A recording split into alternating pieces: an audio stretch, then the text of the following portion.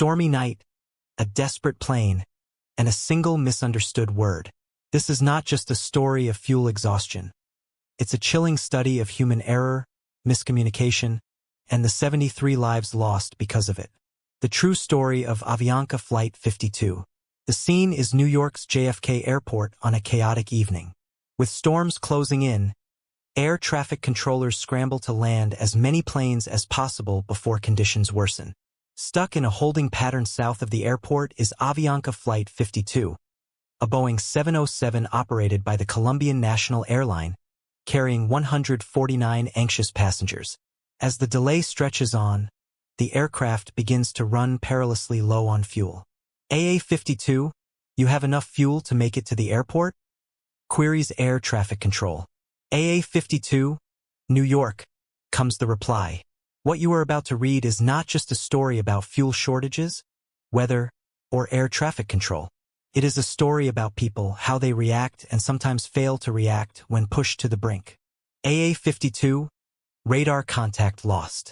This is the story of Avianca Flight 52. On a warm afternoon in Medellin, Colombia, an Avianca Boeing 707 had arrived from Bogotá for a stopover on its way to New York. Operating as Flight 52, it was scheduled to take 149 passengers on a routine 4-hour, 40-minute journey. Most passengers were Colombian, but there were also Americans on board, some traveling for business, others on holiday, and some returning home after a visit to Colombia. 6 cabin crew attended to them. In the cockpit was a crew of 3. Captain Laureano Cavides, 51, a former Colombian Air Force reservist with over 27 years at Avianca and approximately 17,000 flight hours. He had over 1,500 hours on the Boeing 707. First Officer Mauricio Klotz, 27, relatively inexperienced with about the same total flight hours as the captain had on the 707. He had only been flying the 707 for a month. Flight engineer Matias Moyano, 45, with 23 years at Avianca and over 10,000 flight hours, more than 3,000 of which were on the 707. While all 3 were familiar with the often brisk New York air traffic controllers, they faced an unusual challenge. The aircraft's autopilot was inoperative. Maintenance crews in Bogotá had attempted repairs that morning but failed. Captain Cavides had managed the short flight from Bogotá to Medellin manually, but the long haul to New York would be far more demanding. Fuel planning in aviation is meticulous. Regulations require enough fuel to reach the destination, attempt a landing, execute a missed approach, proceed to an alternate airport, and then hold for additional reserves. Flight 52 carried over 36 metric tons, 80,000 pounds of fuel, the maximum for a safe takeoff from Medellin, which was sufficient for over 6 hours of flight. The planned alternate airport was Boston, 180 nautical miles north of New York. The flight north at around 3 p.m. local time, Flight 52 departed Medellin.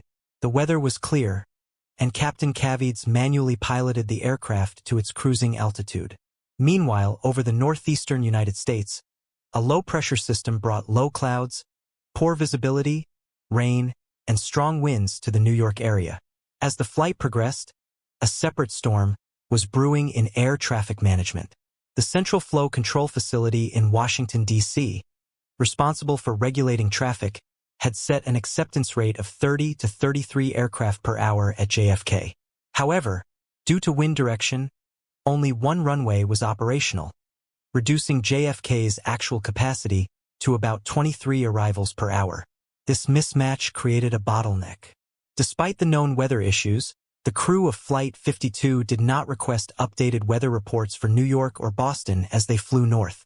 Their weather information was over 10 hours old, and Boston, their designated alternate, was also experiencing poor weather, making it unsuitable for landing. This critical oversight would have severe consequences.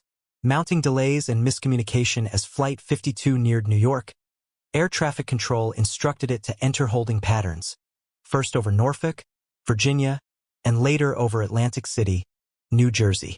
With each minute in the hold, fuel reserves dwindled. The crew, however, did not calculate their minimum approach fuel or actively plan for a diversion. A significant communication barrier existed in the cockpit. Only First Officer Klotz was proficient in English. All communications with air traffic control had to go through him, leaving Captain Kavits dependent on Klotz's translations. This arrangement, combined with a lack of formal crew resource management, CRM, training, a standard today but not in 1990, hampered their ability to manage the escalating crisis effectively. When the crew finally inquired about delays, they were told to expect up to 30 additional minutes of holding. Despite their dwindling fuel, they did not protest or clearly declare an emergency. Instead, they continued toward a third holding point near JFK. The word priority, as fuel levels became critical, First Officer Klotz radioed, "We need priority." In his training, the word priority was used to request urgent handling. However, in international aviation terminology, only Mayday, Pan, or emergency convey a true distress situation. The controller, not recognizing the severity, simply asked how long they could hold and what their alternate was. Klotz replied they could hold for 5 more minutes and that Boston was their alternate, but they no longer had enough fuel to reach it. This last crucial detail was missed by the controller due to radio interference. The opportunity to understand the true emergency was lost. The first approach and go-around after extensive delays, Flight 52 was finally cleared for an approach to JFK's runway 22L. The weather was poor, with a 2,400-meter runway visual range. During the approach, the crew was warned of wind shear, a sudden change in wind speed or direction, reported by another aircraft. Exhausted and manually flying without a functional flight director, Captain Kavits struggled to maintain the glide path. The aircraft drifted below the glide slope, and when Kavits attempted to correct, he encountered wind shear. The plane descended rapidly, triggering the ground proximity warning system. Kavits barely avoided crashing, pulling up just 200 feet above the ground. With the runway still not in sight, he was forced to execute a go-around. Now, with barely any fuel remaining, the situation was dire. The missed emergency declaration during the go-around, Captain Kavits urgently instructed Klotz to declare an emergency. Klotz radioed, "We're running out of fuel." While this indicated a problem, it still did not convey the critical urgency of Mayday or emergency. The controller, unaware of the true crisis, vectored the aircraft for another, longer approach. In the cockpit, the flight engineer briefed the crew on low fuel procedures, warning that aggressive maneuvers could cause fuel starvation. Moments later, the right-wing engines flamed out due to fuel exhaustion.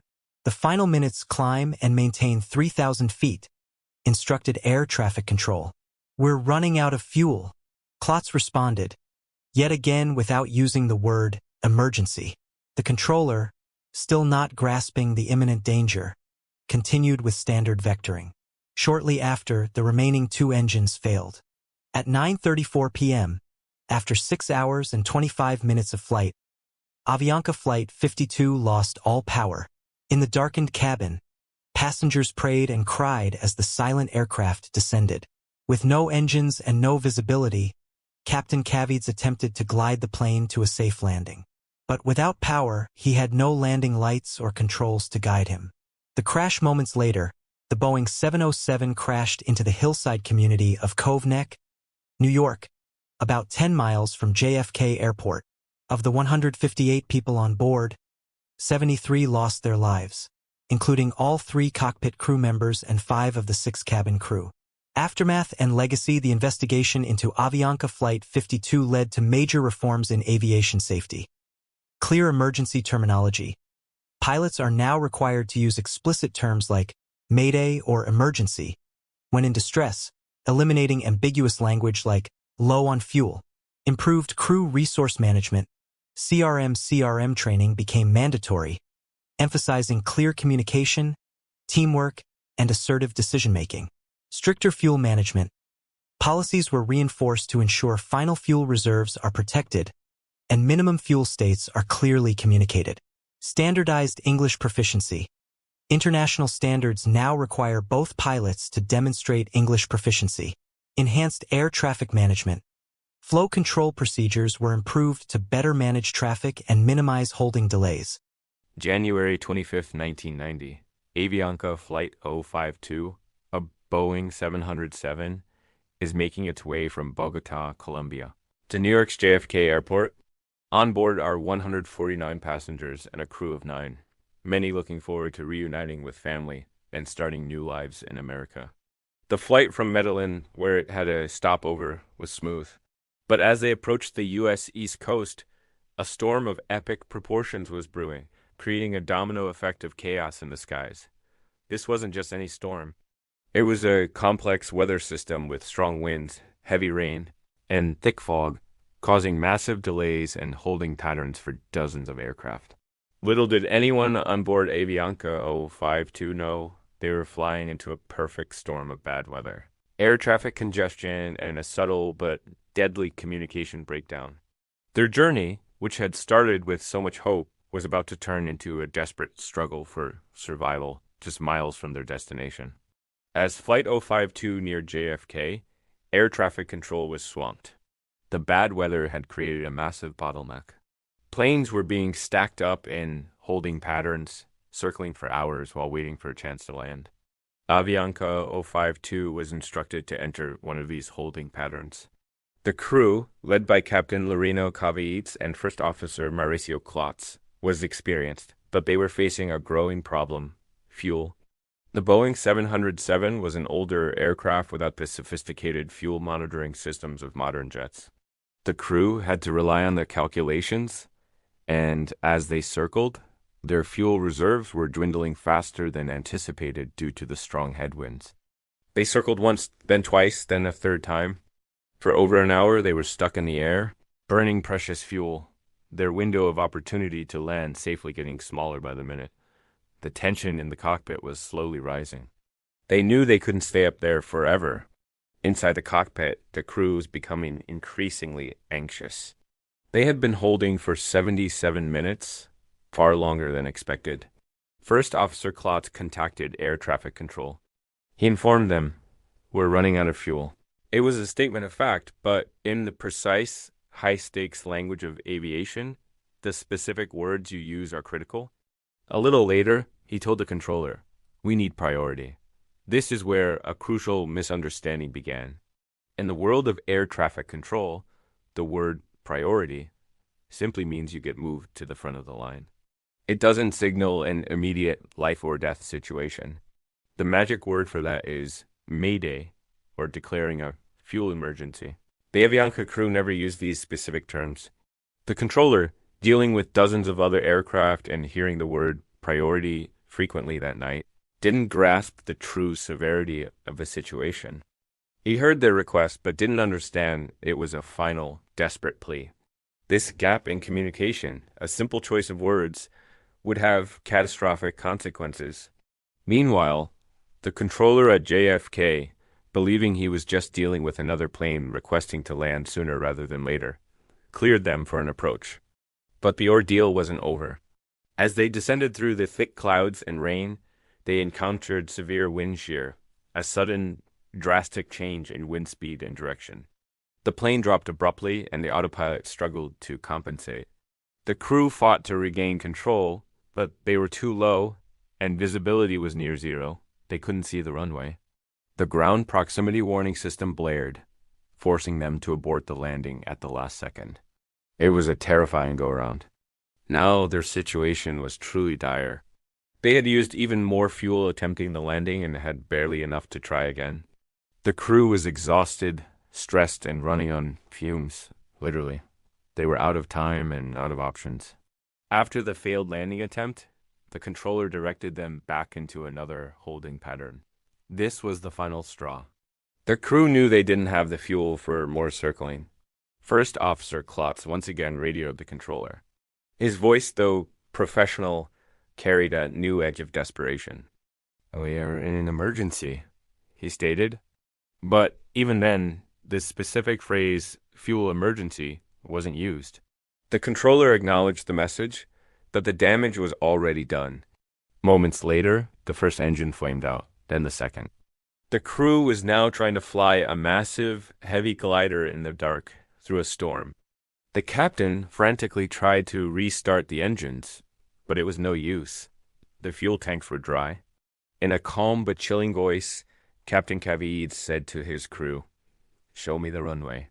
But there was nothing to see but darkness and the driving rain. The majestic Boeing 707 was falling from the sky. On the ground in the quiet, wealthy suburb of Cove Neck, Long Island, residents were hunkered down against the storm. Suddenly, they heard a terrifying sound, not the usual roar of a jet engine, but a strange, high-pitched whistling, followed by the sickening crunch of metal tearing through trees. Avianca Flight 052, completely out of fuel, crashed into a wooded hillside. The impact was devastating. The cockpit was sheared off, and the fuselage broke into several pieces. It was a scene of utter chaos and destruction. Miraculously, because there was no fuel, there was no fire. This single fact, a direct result of the tragedy's cause, is what allowed anyone to survive. First responders rushed to the scene, their efforts hampered by the storm and the difficult terrain. They found a wreck scattered over the hillside, and against all odds, they began to find survivors among the debris. In the aftermath, the numbers were grim. Of the 158 people on board, 73 lost their lives, including the entire cockpit crew. 85 people survived, though many with serious injuries. The investigation by the National Transportation Safety Board, or NTSB, began immediately. They quickly determined the cause: fuel exhaustion. But the real question was why? Why did a professional flight crew allow their plane to run out of fuel? The NTSB report pointed to a complex chain of events. They cited the flight crew's failure to communicate the severity of their fuel situation using standardized emergency language. They also noted the stress, fatigue, and workload placed on both the pilots and the air traffic controllers during the severe weather. It wasn't about placing blame on one single person, but understanding how multiple small failures in communication and procedure could align to create a disaster. The crash of Avianca 052 became a watershed moment in aviation safety. It served as a powerful, tragic lesson on the critical importance of clear, unambiguous communication between pilots and air traffic controllers. The term priority was identified as being too vague. As a direct result, the industry heavily promoted crew resource management, or CRM, training. This focuses on improving teamwork, decision-making, and communication within the cockpit. It teaches pilots how to challenge each other respectfully, manage stress, and ensure that critical information is conveyed effectively, especially during emergencies. Furthermore, standardized phrasing for fuel emergencies was reinforced across the globe. Today, if a pilot says "Mayday, Mayday, Mayday, fuel," every controller in the world knows that plane needs to be on the ground immediately. No questions asked. The legacy of Avianca 052 is also one of human resilience. The stories of the 85 survivors are a testament to the strength of the human spirit. Many passengers who were on their way to start new lives in the U.S. had to overcome incredible physical and emotional trauma. Their recoveries were long and difficult, but their stories are a crucial part of this event's history. The crash also brought the communities of Long Island together, as residents and first responders worked tirelessly in horrific conditions to save lives. They opened their homes and their hearts to the victims and their families. This tragedy, born from a failure to connect through words, ultimately forged powerful human connections in its wake, reminding us that even in the darkest of times, compassion and community can shine through. The lessons learned from that stormy night in 1990 continue to make air travel safer for all of us today. Thank you for watching. If you found this story compelling, please like this video and subscribe to our channel for more in-depth explorations of historical events.